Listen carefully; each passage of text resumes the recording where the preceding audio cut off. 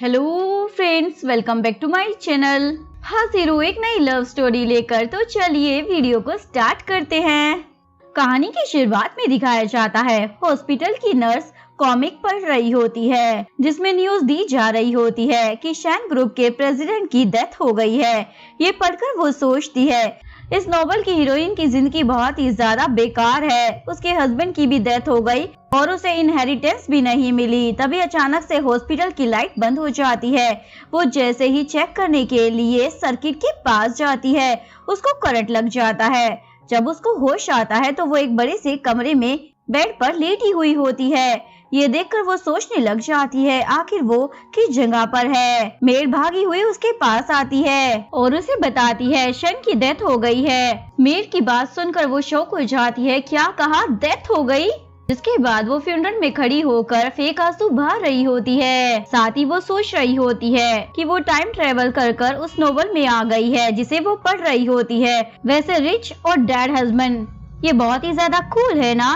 Grandpa chief को बोलते हैं तुम नील डाउन होकर शैन के लिए प्रे करो। अब तुमको ही सब कुछ करना है क्योंकि उसकी 100 बिलियन की इनहेरिटेंस चीफ को ही मिलने वाली थी। ग्रैंडपा की बात सुनकर वो जल्दी से नील डाउन होकर रोने का ड्रामा करने लग जाती है और मन में सोच रही होती है क्या कहा, 100 बिलियन की इनहेरिटेंस, मुझे तो ये पोस्ट करना चाहिए। शैन के सेकंड अंकल और उनकी वाइफ भी वहाँ पर मौजूद होती है। वो ग्रैंडपा के सामने झूठी सिंपैथी दिखा रहे होते हैं। तभी वहाँ पर शैन फैमिली का सेकंड यंग मास्टर आ जाता है और बोलता है चीफ की शादी मुझसे होने वाली थी, लेकिन उसका भाई बीच में आ गया था, लेकिन अब तो उसका भाई मर चुका है, तो आगे से मैं अपनी भाभी का ख्याल रख लूंगा।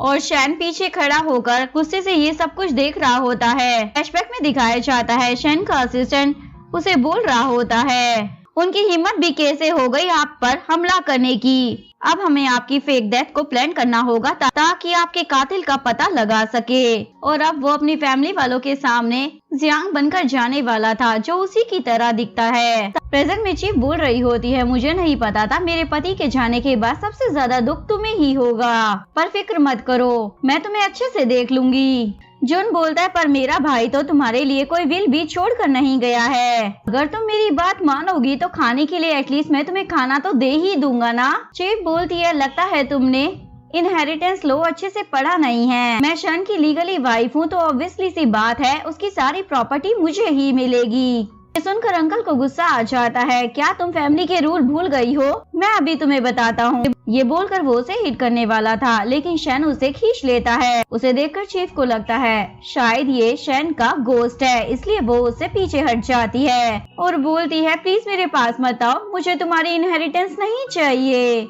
मैं उसके लिए बिल्कुल भी नहीं लड़ूंगी, पर प्लीज तुम मुझे कुछ भी मत करना। लेकिन शैन उसकी बात का जवाब नहीं देता और बोलता है तुम मेरी कजन की वाइफ हो ना, मुझे पता चला है उसकी डेथ हो गई है, इसीलिए मैं जल्दी में अब्रोड से वापस आ गया। ग्रैंडपा उसे देखकर बोलते हैं तुम जियांग हो ना। ये सुनकर चीफ सोचने लग जाती है भगवान तो बहुत ही अच्छा कर रहा है, हीरोइन के पास उसका पति नहीं है तो उसका कजन आ गया। वो शैन के करीब जाने लग जाती है लेकिन तभी उसे चक्कर आ जाते हैं और वो बेहोश हो जाती है, जिसके बाद शैन उसे हॉस्पिटल लेकर जाता है और अंकल भी पीछे पीछे आ जाते हैं। अंकल डॉक्टर को साइड में ले जाते हैं। असिस्टेंट शैन को लाकर एयरपोर्ट दे देता है ताकि वो डॉक्टर और अंकल की सारी बातों को सुन सके। अंकल डॉक्टर को धमकी दे रहे होते हैं अगर ये लड़की बच गई ना तो मैं तुम्हारे घर वालों को जान से मार दूंगा।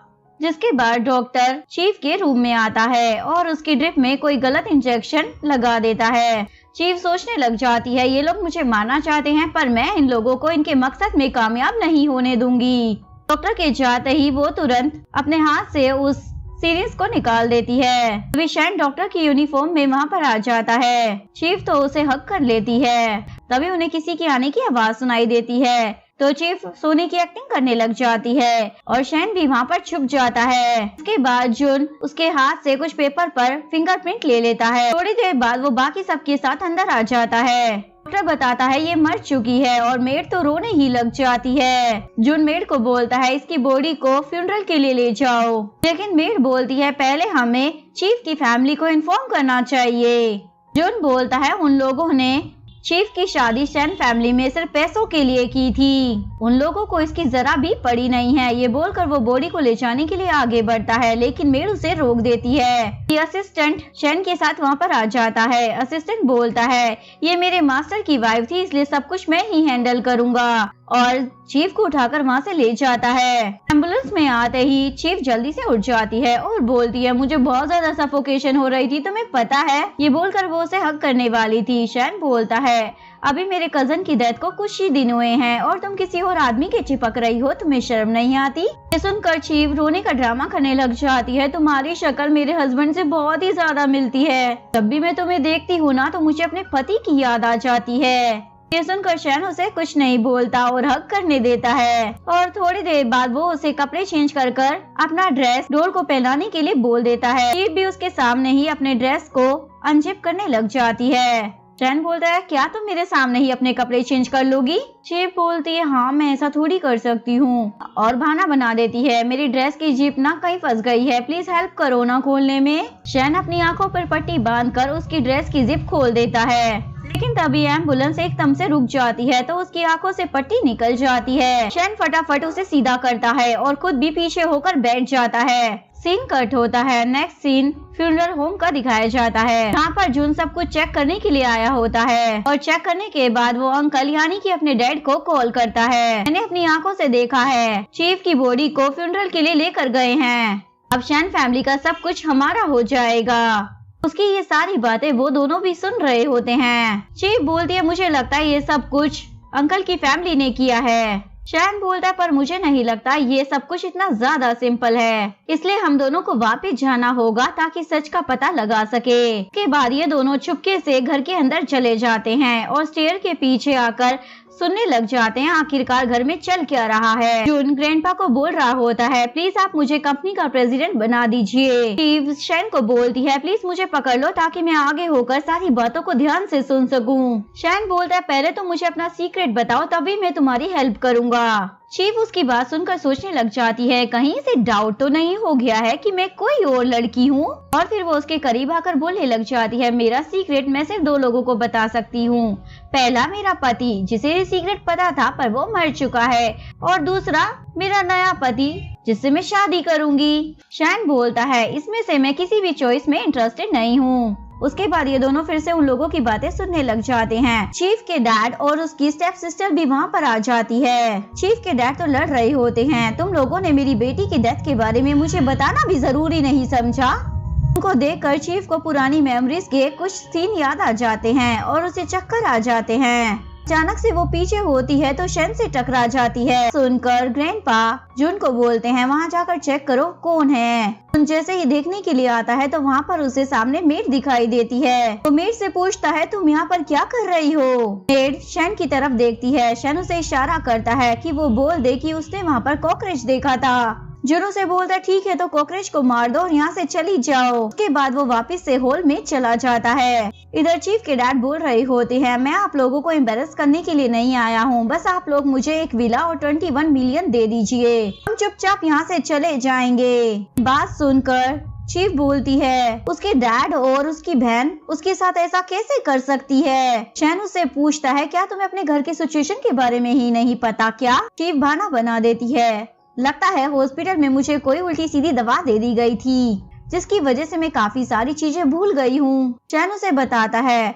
तुम्हारे पैदा होने के कुछ समय के बाद ही तुम्हारे डैड की डेथ हो चुकी थी, और यहाँ पर जो मौजूद है वो तुम्हारे स्टेप डैड है, जिसको तुम्हारी मदर ने अपने घर पर रख रखा है, लेकिन उसने तुम्हारी मदर को चीट कर अपने सेक्रेटरी के साथ शादी कर ली, और वहाँ पर जो ड्रामा कर रही है ना वो तुम्हारी स्टेप सिस्टर है। शैन की बातें सुनकर चीफ को पुरानी बातें याद आने लग जाती है। उसकी स्टेप मॉम उस पर बहुत ही ज्यादा जुल्म किया करती थी। उनकी बातों को याद करने के बाद चीफ बोलती है, उन लोगों ने ओरिजिनल ओनर को बहुत ही ज्यादा बुली किया है, इसलिए मैं उन सब से बदला लूंगी। इधर चीफ के स्टेप डैड उसकी फोटो के सामने बोल रहे होते हैं, तुम्हें अगर अपने डैड से कुछ भी चाहिए हो ना तो बेटी मेरे सपने में आ जाना, डैड तुम्हारे लिए वो सब कुछ ले आएंगे। पीछे से चीवी की आवाज आने लग जाती है, मुझे वो मेंशन और 2 मिलियन चाहिए। अचानक से लाइट बंद हो जाती है और चीवी टॉर्च लेकर उन सबके सामने आ जाती है, भूत बनकर उन्हें डराने लग जाती है। उसके स्टेप डैड और स्टेप सिस्टर तो उसे देखकर बेहोश ही हो जाते हैं। उसके बाद शैन लाइट ऑन कर देता है। ग्रैंडपा चीफ को देखकर पूछते हैं, क्या तुम सच में जिंदा हो? चीफ बोलती है, हाँ मैं जिंदा हूँ और मुझे कंपनी की इनहेरिटेंस चाहिए। ग्रैंडपा बोलते, तुम एक लड़की हो और कंपनी के मैटर की तुम्हें कोई भी समझ नहीं है, इसलिए अच्छा रहेगा तुम्हारी जगह पर जुन कंपनी को हैंडल करे। चीफ बोलती है, अच्छा आप कहना चाहते हो मैं इंतजार करूँ, पर किस चीज का? मरने का? जुन बोलता है, तुम बाहर से आई हो, शैन ग्रुप मेरी फैमिली ने बहुत ही मेहनत से खड़ा किया है। हम इतने बरसों की मेहनत तुम्हें सौंप कर अपनी कंपनी को बर्बाद नहीं करना चाहते हैं। फिर भी तुम एक लड़की हो, क्या ही कर सकती हो? ना ही तुम्हारा कोई बेटा है जिसकी वजह से इनहेरिटेंस तुम्हें मिले। चीफ बोलती है, इनहेरिटेंस लॉ के मुताबिक मैं सब कुछ इनहेरिटेंस कर सकती हूँ। अगर तुम्हें ये सब कुछ चाहिए ना तो तुम मुझे मॉम कहकर बुला सकते हो। जुन की तो बोलती बंद हो जाती है। तो उसके बाद चीफ अंकल को बोलती है, आप अगर ऐसा चाहते हो तो आप मेरे बेटे बन जाओ ना, मुझे मॉम कहकर बुलाओ, बाद आपको प्रॉपर्टी में से हिस्सा मिल जाएगा। जुन ग्रैंडपा को बोलता है, क्या इस तरीके से ये लड़की कंपनी को हैंडल करने वाली है? अभी वहाँ पर शैन आ जाता है और सभी को कुछ पेपर दिखाकर बोलता है, ये मेरे कजन शैन की विल है। इसके मुताबिक उसकी मौत के बाद उसकी सारी प्रॉपर्टी उसकी वाइफ की हो जाएगी। ग्रैंडपा उस विल को देखकर बोलते हैं, अगर मेरे पोते शैन की यही आखिरी इच्छा थी तो मैं उसकी इस इच्छा को जरूर पूरा करूँगा। जुन बोलता है, मुझे तो ये विल फेक लग रही है और ये लड़की भी, क्योंकि उसके मुताबिक तो असली चीफ की मौत हो चुकी है। शैन बोलता है, तुम इतने ज्यादा श्योर कैसे हो कि चीफ मर चुकी है? ऐसा तो नहीं है, ये सब कुछ तुमने ही करवाया है। उसके बाद वो हॉस्पिटल का वीडियो दिखाता है जहाँ पर जुन शैन के फिंगरप्रिंट ले रहा होता है सुसाइड नोट पर। शैन बोलता है, इनहेरिटेंस के लिए तुम ये सब कुछ कर रहे थे ना, हो सकता है उसकी डेथ भी तुमने ही प्लान की हो। ये सब देखकर ग्रैंडपा तो जुन को चाटा लगा देते हैं। मैं अपनी गलतियों के बारे में सोचना चाहिए। लेकिन तभी शैन गार्ड्स को बुलाता है और बोलता है, मेरे कजन ने कहा था अगर कोई भी उसकी वाइफ को बुली करे तो वो भी उसे बुली बैक करे। ग्रैंडपा बोलते, अब जो कुछ भी है पर जुन भी इस फैमिली का मेंबर है, हम उसके साथ ऐसा नहीं कर सकते। शैन बोलता है, ठीक है तो आप पुलिस को कॉल कर लो। और जुन तो डर की मारी बोल देता है, मैंने चीफ को कोई ड्रग जरूर दिया था, लेकिन शैन की डेथ के बारे में मुझे कुछ भी नहीं मालूम है। अंकल भी यही बोल रहे होते हैं, इन सब के पीछे मेरे बेटे का हाथ नहीं है, जरूर कोई और है। शैन ग्रैंडपा को बोलता है, ठीक है इसने मेरे कजन को नहीं मारा तो मैं इसे छोड़ सकता हूँ, लेकिन पर इसने उसकी वाइफ को मारने की कोशिश की है, इसलिए मैं इसको सजा तो जरूर दिलवाऊंगा। शैन फैमिली की नॉर्थ वेस्ट कंपनी में प्रोडक्शन बहुत ही ज्यादा कम है, इसलिए मैं चाहता हूँ इसे काम करने के लिए वहाँ पर भेज दिया जाए। ये सुनकर ग्रैंडपा बोलते हैं, इस फैक्ट्री के बारे में मैंने तो बस अपने पोते शैन को ही बताया था, तो उसके बारे में तुम्हें कैसे पता चला जियांग? शैन भी बहाना बना देता है, मुझे इस बारे में चीफ ने बताया है। चीफ भी उसकी साइड लेते हुए बोलती है, मेरा पति मुझसे बहुत ज्यादा प्यार करता था, इसलिए उसने अपने काम से रिलेटेड हर बात मुझे बता रखी है। आंटी बोलती है, जब से तुम दोनों की शादी हुई थी ना, तुम दोनों अलग रूम में सोते थे, तो ऐसा कैसे हो सकता था? तभी शैन बोल देता है, इस बात से आपका कोई भी ताल्लुक नहीं है। इसके बाद ग्रैंडपा के पास कोई और रास्ता नहीं था, इसलिए वो ऑर्डर दे देते हैं कि जुन फैक्ट्री में जाकर प्रोडक्शन के काम को देखेगा, तब मैं नहीं कहूँ ये वापस नहीं आ सकता। उसके बाद गार्ड जून को वहाँ से ले जाते हैं और ग्रैंडपा भी अपने रूम में चले जाते हैं। भी उसके स्टेप फादर और स्टेप सिस्टर को भी होश आ जाता है। स्टेप डैड बोलने लग जाते हैं, ओ मेरी बेटी जिंदा है, ये जानकर तुम्हारी मोम को बहुत ज्यादा खुशी होगी। चीफ बोलती है, पर मेरी मोम की डेथ तो कब की हो चुकी है। डैड बोलते हैं, तुम ये कैसी बातें कर रही हो, तुम्हारे स्टेप मोम भी तुम्हें अपनी बेटी की तरह ही तो मानती है ना, हम फिर से एक फैमिली की तरह रहें। चीफ बोलती है, ये सब तो मेरे मूड पर डिपेंड करता है, वैसे भी अब मैं बहुत ज्यादा अमीर हो चुकी हूँ। उसके बाद वो शैन के साथ बाहर आ जाती है। गाड़ी में वो हंसते हुए बोल रही होती है, मैं बहुत ज्यादा रिच हो गई हूँ, क्या अब मुझे तुम्हें भी सपोर्ट करना होगा? शैन बोलता है, तुम्हारे पति को मरे हुए 7 दिन भी नहीं हुए और तुम दूसरे आदमी के बारे में सोच रही हो, नहीं ऐसा ना हो तुम्हें एक पैनी भी ना मिले, तुम कहना क्या चाहते हो? शैन बोलता है, मेरे कजन की विल के मुताबिक तुम दोबारा शादी नहीं कर सकती हो, अगर तुमने ऐसा किया तो तुम्हें इनहेरिटेंस में कुछ भी नहीं मिलेगा। ये सुनकर चीवी को तो गुस्सा आ जाता है और फिर सोचने लग जाती है, तो क्या वह शादी नहीं कर सकती, प्यार तो कर सकती हूँ ना। जिसके बाद वो शैन को बोलती है, अब मैं बहुत ज्यादा रिच हो गई हूँ ना, तो मुझे लोगों से भी खतरा है, इसके लिए मुझे सिक्योरिटी चाहिए, तो क्यों ना तुम मेरे पर्सनल बॉडीगार्ड बन जाओ। शैन भी सोच रहा होता है ये ठीक कह रही है, पहले जो लोग प्रॉपर्टी के लिए मुझे मारना चाहते थे अब वो इसे मारना चाहेंगे, इसलिए वो मान जाता है। शैन उसे अपने घर लेकर आ जाता है। चीवी उसे पूछती है ये कौन सी जगह है। शैन अपनी और उसकी वेडिंग फोटो की तरफ इशारा कर कर बोलता है तुम्हें अपने ही घर का पता नहीं है। चीवी तुरंत बात चेंज कर देती है, ऑफ कोर्स मुझे अपने घर का पता ही होगा ना। और शैन के हाथ से क्रीम लेकर बोलती है ये मुझे तुम्हारे कजन ने दी थी गिफ्ट के तौर पर। हमारा जो बॉन्ड था ना वो गोल्ड से भी ज्यादा स्ट्रॉन्ग था। चांद और सूरज भी हमारे प्यार के गवाह थे। इतने ज्यादा ड्रामे देखकर शैन पूछता है क्या तुम सच में अपने पति को इतना ज्यादा मिस कर रही हो। ये सुनकर चीवी सोचने लग जाती है, लगता है कुछ ज्यादा ही ओवर एक्टिंग कर दी, और उसे बोलती अगर मैं तुम्हें कहूँ मैं पास्ट वाली चीवी नहीं हूँ तो फिर तुम क्या करोगे। शैन उसकी बात सुनकर बोलता है तुम चीवी नहीं हो और मैं तुम्हारा लिटिल कजन नहीं हूँ। ये बोलकर वो वहाँ से चला जाता है और चीवी सोचने लग जाती है, लगता है ये मेरे साथ कोई ट्रिक प्ले कर रहा है। इसके बाद वो हॉल में बैठकर ड्रिंक कर रहा होता है। चीवी आधी रात को आकर पूछती है क्या आज रात लिटिल कजन तुम मेरे घर पर ही रहोगे। शैन बोलता है तुमने कहा तुम्हें 24 आवर प्रोटेक्शन चाहिए तो मुझे तुम्हारे घर पर ही रहना होगा ना। चीवी बोलती है फिर तो हम दोनों को एक रूम में साथ रहना चाहिए ना। लेकिन शैन तो दूसरे रूम में चला जाता है। तभी उसे रूम में कुछ जलने की स्मेल आती है तो उसे लगता है घर में आग लग गई है। जब वो नीचे आता है तो देखता है चीवी बैठकर पैसे जला रही होती है। शैन पूछता है ये तुम क्या कर रही हो। चीवी बोलती है मैं तुम्हारे कजन के लिए पैसे जला रही हूँ, उसे लग्जरी लाइफ की आदत थी ना, इसलिए मैं उसे कुछ पैसे भेज रही हूँ ताकि वो अपनी जिंदगी आसानी से गुजार सके। तभी अचानक से लाइट चली जाती है तो डर की मारी वो शैन के ऊपर छलांग लगा देती है। जैसे ही लाइट आती है तब भी वो उसकी गोद में ही चढ़ी हुई होती है। पूछने लग जाती है क्या तुम्हारा कजन वापस आ गया है यहाँ पर। शैन उसे नीचे उतारने लगता है लेकिन वो तो डर की मारी उसके ही चिपकी रहती है। मजबूरन वो चीवी को उसके रूम में लेकर जाता है। इधर उसकी स्टेप सिस्टर गुस्से में बोल रही होती है वो चीवी मरी नहीं है, वो कब हमारी जिंदगी से जाएगी और फिर मैं शिया फैमिली की रियल डॉटर बन पाऊंगी। उसके डैड बोलते हैं शिया फैमिली की प्रॉपर्टी बहुत ही ज्यादा कम है लेकिन चीवी के पास 100 बिलियन की इनहेरिटेंस आने वाली है। अगर हम लोग उससे अपना रिलेशन अच्छा कर ले तो वक्त आने पर हम उससे वो सारी जायदाद ले लेंगे। इधर चीवी शैन के साथ घर के बाहर खड़ी हुई होती है। वो सोच रही होती है वो घर के अंदर जाए या ना जाए। शैन बोलता है जब तुम यहाँ पर आई गई हो तो अंदर क्यों नहीं जा रही हो। चीवी बोलती है इतने सालों तक इन लोगों ने मुझे बहुत ज्यादा बुली किया है इसलिए मुझे अंदर जाने से डर लग रहा है। लेकिन शैन उसे तसल्ली देकर अंदर लेकर आ जाता है। चीवी पूछती है बताओ स्टेप डैड आपने मुझे यहाँ पर क्यों बुलाया है। स्टेप डैड तो ड्रामा करने लग जाते हैं। मुझे तुम्हारे दर्द का अंदाजा है मेरी प्यारी बेटी, मैं बस चाहता हूँ हमारी पूरी फैमिली एक हो जाए। चीवी बोलती है आप सिर्फ मेरी मोम के पति थे, हम कभी भी एक फैमिली नहीं हो सकते।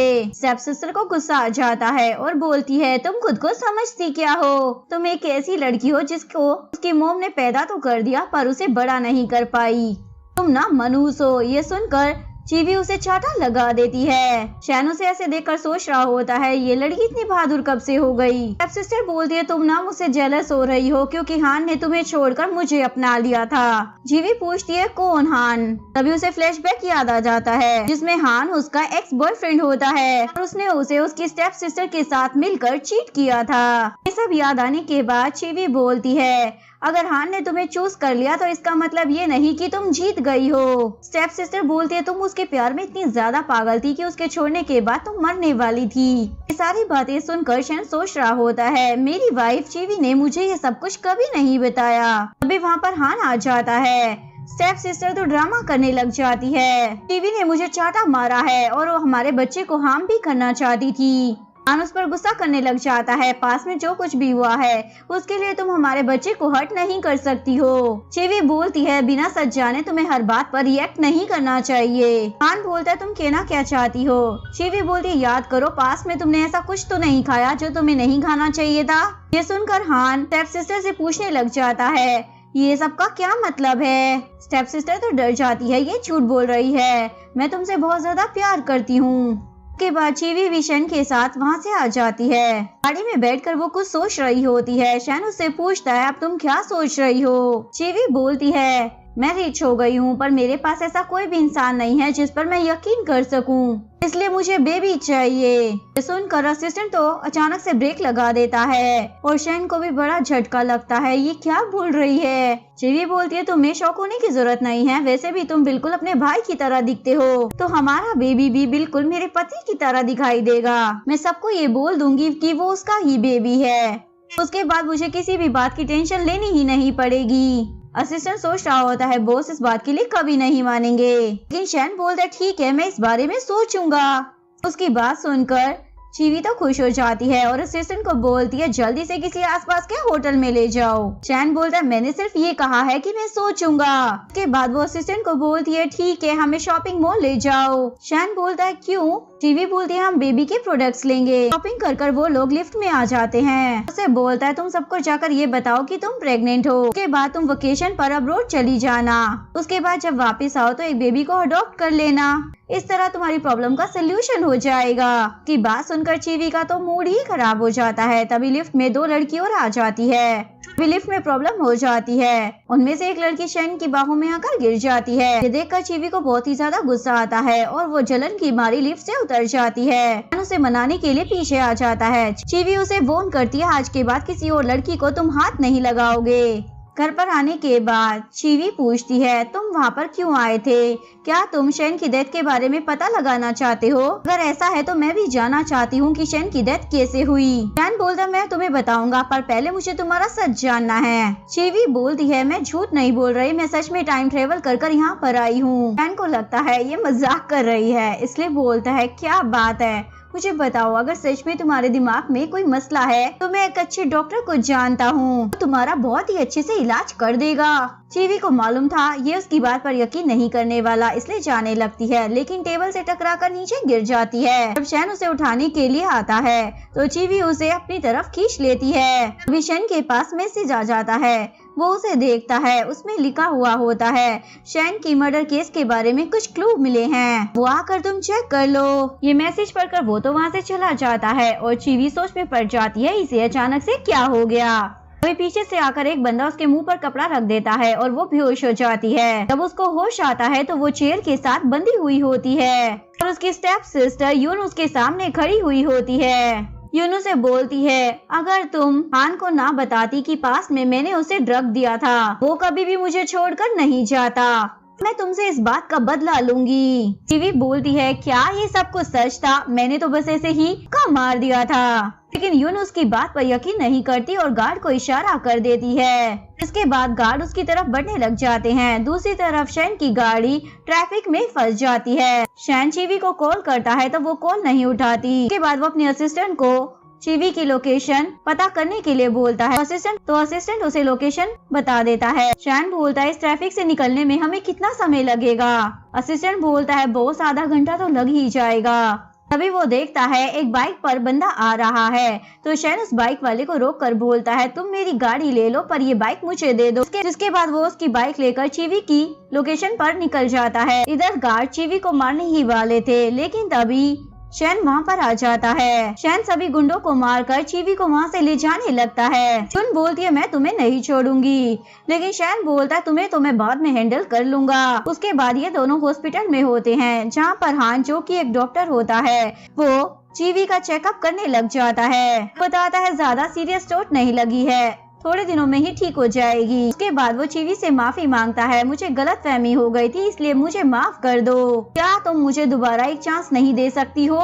चीवी बोलती है ऐसा दोबारा कभी नहीं होने वाला। शैन भी ये सब देखकर जेलस हो रहा था, इसलिए वो हान को वहाँ से जाने के लिए बोल देता है। फिर शैन को किसी की कॉल आ जाती है और वो बताता है ग्रैंडपा ने हम दोनों को मिलने के लिए बुलाया है। ऐसे ही वो दोनों ग्रैंडपा के पास जाते हैं। ग्रैंडपा तो गिलास उठाकर चीवी के पास फेंक देते हैं। हमारी हिम्मत कैसे हो गई दोबारा वापस आने की? चीवी बोलती है आपने ही तो मुझे खुद बुलाया है, अगर मेरी जरूरत नहीं है तो मैं चली जाती हूँ। ग्रैंडपा उस पर गुस्सा करने लग जाते हैं। तुम्हारे पति को मरे हुए कुछ ही दिन हुए हैं और तुमने उसके कजन को अपने घर में रखा हुआ है। तुम दोनों के बारे में कितनी सारी गलत बातें इंटरनेट पर चल रही है। चीवी मन में सोच रही होती है ये कितना ज्यादा बुढ़ा हो चुका है, फिर भी ऐसी गलत अफवाहों पर यकीन कर रहा है।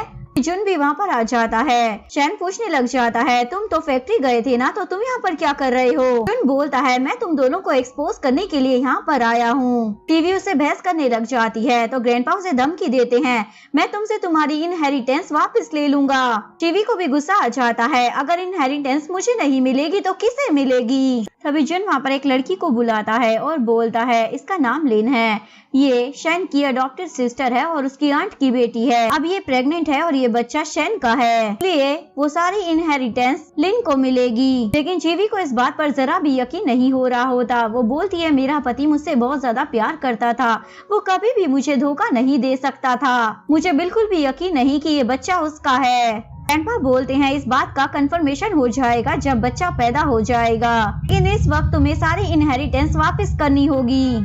शैन भी जीवी का साथ दे रहा होता है, लेकिन ग्रैंडपा उन दोनों को एक रूम में लॉक कर देते हैं। बोलते हैं, तुम दोनों को अपनी गलती पर सोचने की जरूरत है। जीवी शैन को बोलती है, जब ग्रैंडपा हमें रूम में लॉक कर रहे थे तो तुमने उन्हें रोका क्यों नहीं?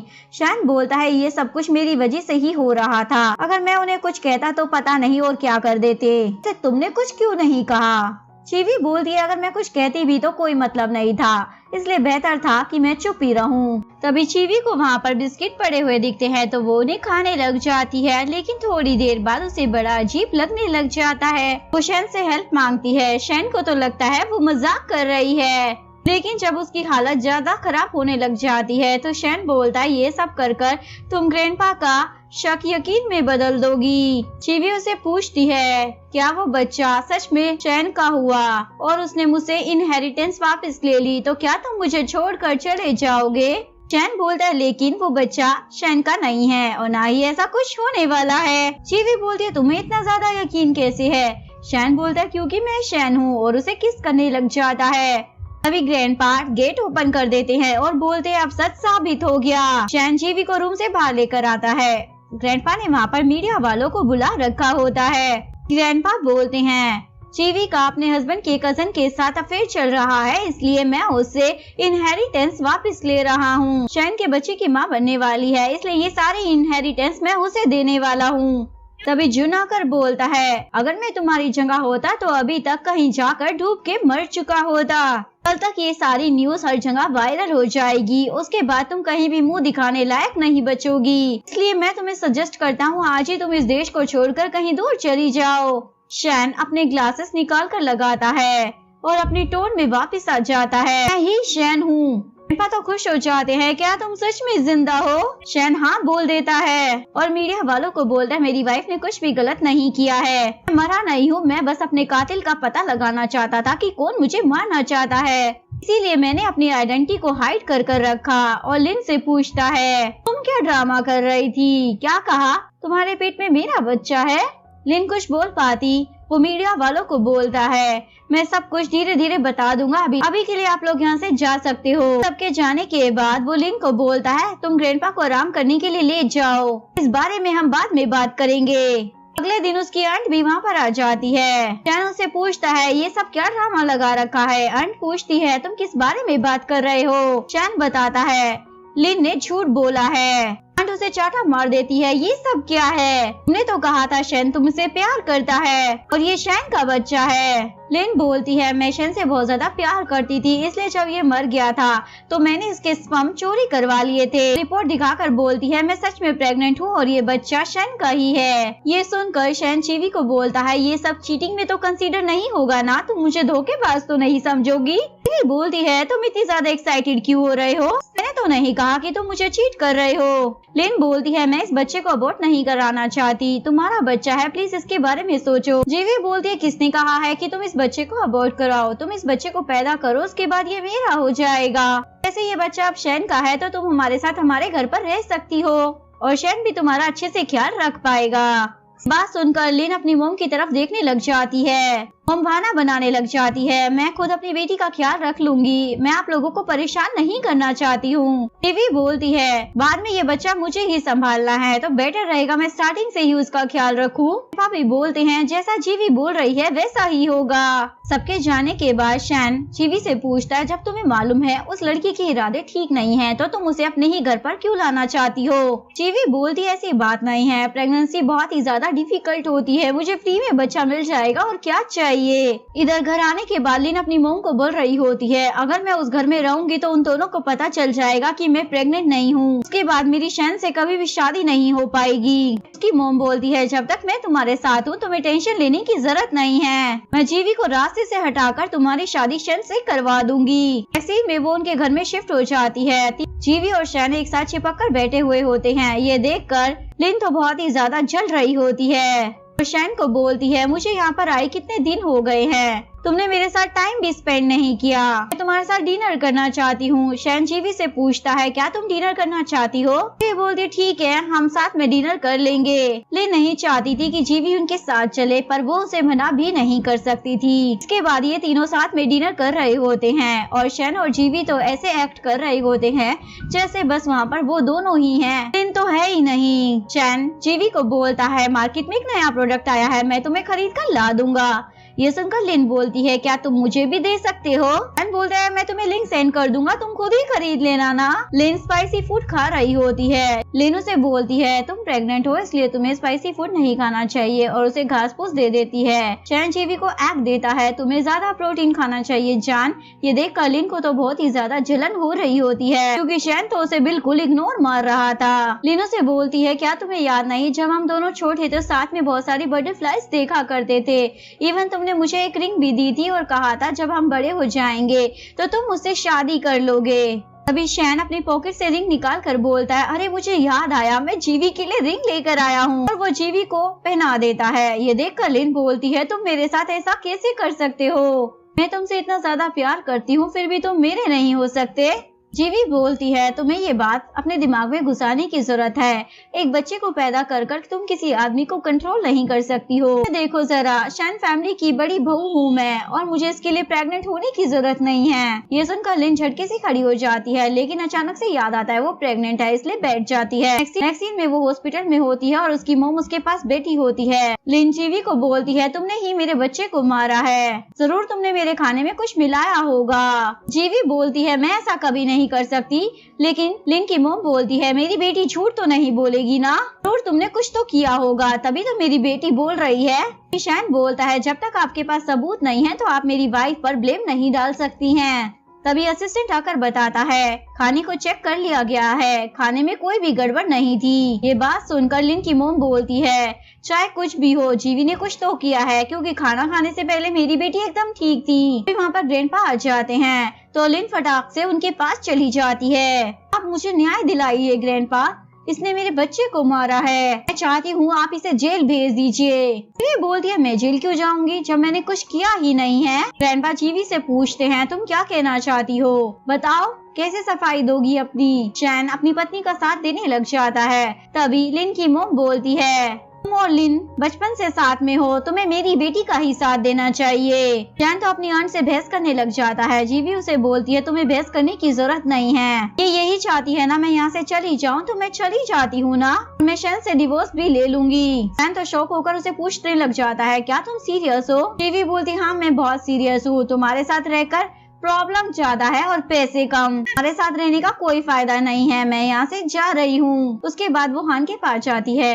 हान बोलता है, 2 दिन में रिपोर्ट्स आ जाएंगी, उसके बाद मैं तुम्हें रिपोर्ट्स भेज दूंगा। बताने के बाद वो उसे पूछने लग जाता है, क्या तुम मेरे पास वापस आ सकती हो? उसे रिंग दिखाती है, मैं शैन की वाइफ हूँ। हान बोलता, मुझे मालूम है तुम मुझसे डिवोर्स लेने वाली हो। जीवी बोलती है, अगर मैं उससे डिवोर्स ले भी लूंगी तब भी मैं तुमसे शादी नहीं करूंगी। हान बोलता, ठीक है मैं तुम्हारी बात समझ गया, लेकिन अब तुम शैन के पास वापस नहीं जा सकती, तो कहाँ जाओगी? जीवी बोलती है, मैं शिया हाउस में जाऊंगी, वक्त आ चुका है, जो चीज मेरी है मैं उसे वापस ले लूँ। के बाद वो शिया हाउस आ जाती है और वहाँ पर आकर अपने स्टेप डैड को बोलती है, आप मुझे मेरी इनहेरिटेंस वापस दे दो। भी बीच में बोलने लग जाती है तो वो उसे चाटा लगा देती है, तुमने ऐसा सोच भी कैसे लिया, अगर मेरी शादी हो गई है तो मैं ये सब कुछ तुम्हारे लिए छोड़ दूंगी। मुझे बहुत अच्छे से पता है तुम मुझे रास्ते से हटाकर शिया फैमिली पर कब्जा करना चाहती हो। अपने डैड को बोलती है, मेरी प्रॉपर्टी मुझे वापस कर दो। स्टेप मॉम पीछे से आकर उसके सर पर डंडा मार देती है और वो वहीं पर बेहोश हो जाती है। दूसरी तरफ शैन अपने ऑफिस में होता है। असिस्टेंट उसे बोलता है, आप मैडम से बात कर इस मैटर को सॉल्व क्यों नहीं कर लेते हो? शैन बोलता है, वो ना एक नंबर की झूठी है, जब उसे मेरी जरूरत थी तो मेरे साथ थी और अब नहीं है तो छोड़कर चली गई। असिस्टेंट बोलता है ये सब तो ठीक है, पर मैडम शिया हाउस में गई है, क्या आप उनके पीछे वहाँ नहीं जाओगे? शैन बोलता है मैं क्यों जाऊंगा, भला इस बात से मेरा क्या मतलब। नेक्स्ट सीन में ये वहाँ पर पहुंच ही जाता है और वो उसके डैड से पूछने लग जाता है मेरी वाइफ कहाँ पर है। डैड भी झूठ बोल देते हैं, वो यहाँ पर आई थी लेकिन फिर चली गई। लेकिन शैन को उसकी बात पर यकीन नहीं आता, वो गार्ड्स को पूरा घर छानने को बोल देता है। गार्ड्स चेक करने के बाद बताते हैं जीवी घर पर नहीं है। स्टेप डैड गुस्सा करने लग जाते हैं, तुम लोग मुँह उठाकर आ गए और घर की छानबीन करने लग गए, ऐसा नहीं चलेगा। तुम शैन फैमिली के मेंबर हो, इसका मतलब ये नहीं तुम लोग हमारे साथ कुछ भी कर सकते हो। लेकिन शैन को पूरा यकीन था कि जीवी वहीं पर है, इसलिए वो असिस्टेंट को बोलता है तुम पुलिस को कॉल करो। स्टेप मॉम बोलती है अगर तुम्हें इतना ज्यादा यकीन है तो तुम खुद क्यों नहीं ढूंढ लेते हो। फिर शैन को अपनी वॉच पर सिग्नल मिलता है तो वो जल्दी से जीवी को ढूंढने लग जाता है। एक्चुअली मिस स्टेप डैड ने जीवी को बेसमेंट में बांध रखा होता है। शैन आकर उसे खोल देता है और उसे ऊपर लेकर आ जाता है। स्टेप डैड ये देखकर तुरंत माफी मांगने लग जाते हैं। जीवी बोलती है मुझे तुम लोगों की माफी नहीं चाहिए, मुझे अपनी इनहेरिटेंस वापस चाहिए और तुम लोगों को पुलिस के हवाले कर दूंगी। स्टेप डैड को तो गुस्सा आ जाता है, मुझे तो तुम्हारी माँ के साथ ही मार देना चाहिए था। जीवी बोलती है फाइनली तुमने अपना जुल्म कबूल कर ही लिया, एक्चुअली में उसने ये सब कुछ अपनी वॉच में रिकॉर्ड कर लिया होता है। अब बस आप बैठकर पुलिस का इंतजार कीजिए। जून तो बैठकर रोने लग जाती है, मेरे साथ ही ऐसा क्यों होता है, जब मैं छोटी थी तो सभी लोग मुझे मिस्ट्रेस की बेटी कहकर बुलाते थे, आखिरकार मैं शिया फैमिली में अपनी जगह क्यों नहीं बना पाई। इधर शैन जीवी को बाहर लेकर आ जाता है, तभी वहाँ पर हान भी आ जाता है। जीवी शैन को वहाँ से जाने के लिए बोलती है। शैन को तो गुस्सा आ जाता है लेकिन साइड में खड़े होकर वो उन्हीं को देख रहा होता है। हान जीवी को वो रिपोर्ट देता है और वहाँ से चला जाता है। नेक्स्ट सीन में शैन अपने घर में बैठकर डिनर कर रहा होता है। आंट और लिन भी वहाँ पर होती है। आंट शैन से पूछने लग जाती है तुम जीवी को डिवोर्स देकर लिन से शादी कब करोगे। शैन बोलता है मैं इससे शादी नहीं करूँगा। आंट बोलती है तो क्या अब तुम रिस्पॉन्सिबिलिटी नहीं लेना चाहते हो। तभी जीवी आकर बोलती है मेरा हस्बैंड उस चीज की रिस्पॉन्सिबिलिटी क्यों लेगा जो उसने किया ही नहीं है। तो सभी को रिपोर्ट दिखाती है जिससे सभी को पता चल जाता है लिन तो कभी प्रेग्नेंट थी ही नहीं। लेकिन आंट तो उस रिपोर्ट को देखकर हंसने लग जाती है, ये रिपोर्ट फेक है, तुम ऐसी फेक रिपोर्ट दिखाकर हमें पागल नहीं बना सकती हो। उसके बाद शैन अपने असिस्टेंट को इशारा करता है तो असिस्टेंट वहाँ पर कुछ और रिपोर्ट्स लेकर आ जाता है और ग्रैंडपा को दिखाता है। शैन बोलता है लिन बचपन से ही बीमार है, इसके अकॉर्डिंग ये कभी प्रेग्नेंट हो ही नहीं सकती। तो रिपोर्ट देकर आंट ग्रैंडपा को बोलती है ये लोग हमारे खिलाफ साजिश कर रहे हैं। शैन रिस्पॉन्सिबिलिटी नहीं लेना चाहता इसलिए ये सब झूठ बोल रहा है। सुनकर शैन बोलता है वो डॉक्टर ग्रैंडपा के फ्रेंड है, अगर आपको डाउट हो रहा है तो मैं उस डॉक्टर को यहाँ पर बुलाकर सबके सामने उनसे ये बात पूछ सकता हूँ। आंट समझ जाती है अब उसका झूठ और नहीं चलने वाला, इसलिए वो अपनी बेटी लिन को एक चाटा लगा देती है, सारा ब्लेम उस पर डाल देती है। तुमने ये सब क्यों किया, तुमने सैन से शादी करने के लिए ये सब झूठ बोला ना। शैन ये ड्रामा देखकर बोलता है मुझे अच्छे से मालूम है लिन आपकी मर्जी के खिलाफ कुछ भी नहीं कर सकती है, मेरा मर्डर भी आपने ही प्लान किया था। और उसके बाद वो एक फाइल दिखाता है जिसमें सारे एविडेंस होते हैं कि आंट ने उसकी गाड़ी में कैसे बॉम्ब प्लांट किया था। आंट की पूरी पोल पट्टी खुल गई थी इसलिए वो ग्रैंडपा के पैरों में पड़कर माफी मांगने लग जाती है, लेकिन ग्रैंडपा तो गार्ड को बुलवाकर उन दोनों को वहाँ से भिजवा देता है। ग्रैंडपा के जाने के बाद जीवी शैन से पूछती है क्या तुम भी इन्वेस्टिगेट कर रहे थे। शैन बोलता है तुम्हारी रिपोर्ट मैंने देख ली थी, मैं समझ गया था तुम इनसे कुछ भी साबित नहीं कर सकती हो। जीवी बोलती है तुमने अपनी डेथ के बारे में मुझे झूठ बोला था। शैन बोलता है अगर मैं ऐसा ना करता तो मुझे कैसे पता चलता कि तुम दूसरे बंदों में इंटरेस्ट ले रही हो। जीवी उसे बताती है मैं पास्ट वाली जीवी नहीं हूँ, मैं टाइम ट्रेवल कर आई हूँ। शैन बोलता अब जो भी हो तुम मेरी वाइफ हो और उसे रिंग निकाल कर देता है तुम मुझसे शादी कर लो। जीवी बोलती है मैं ऑलरेडी मैरिड हूँ। शैन बोलता है मेरी शादी पास्ट वाली जीवी से हुई थी, मैं तुमसे करना चाहता हूँ। जीवी बोलती है इसके बदले में मुझे क्या मिलेगा। शैन बोलता है जो कुछ भी मेरा है वो तुम्हारा है और जो तुम्हारा है वो तुम्हारा ही है। इसके बाद हमें शादी वाला दिन दिखाया जाता है, इन दोनों की शादी होने ही वाली थी, तभी एक आदमी आकर उन्हें रोक देता है। शाओ तुम मेरे साथ ऐसा कैसे कर सकती हो। शैन उसे बोलता है आंखें खोल कर देखो ये शाओ नहीं मेरी वाइफ जीवी है। आदमी सॉरी बोलकर चला जाता है क्योंकि उसे गलतफहमी हो गई थी, क्योंकि उसने चश्मा नहीं पहना होता है। तारा फिर से अपनी शादी को कंप्लीट करने ही वाला था, लेकिन इस बार हान आकर उसे रोक देता है। शैन को तो गुस्सा आ जाता है तुम लोग मेरी शादी को कंप्लीट होने क्यों नहीं दे रहे हो। हान उसे फ्लावर का बुके उठा कर देता है। मैं तो बस इसे बुके दे रहा था। और शैन को बोलता, अगर फ्यूचर में तुमने इसका अच्छे से ख्याल नहीं रखा तो मैं इसे तुमसे वापस ले लूंगा। शैन बोलता है, तुम्हें ये चांस कभी नहीं मिलेगा। उसके बाद ये दोनों शादी कंप्लीट करते हैं। इसके बाद 5 साल के बाद का सीन दिखाया जाता है।